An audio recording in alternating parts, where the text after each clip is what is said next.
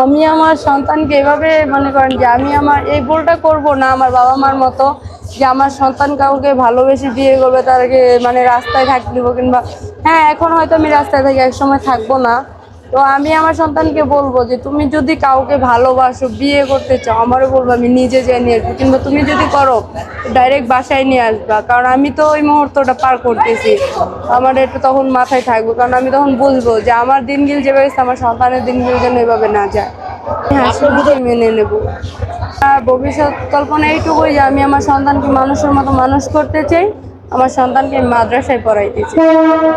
না এখন হয়তো নাই, কিন্তু আমার সন্তান বড় হইতে হইতে যদি আল্লাহ মুখ তুলে তাকায় তাহলে যদি হয় তাহলে পড়াবো, আর যদি না হয় তাহলে আমি চেষ্টা করব আমি আমার স্বামী যতটুকু শিখছি ততটুকু থেকে শিখাইতে।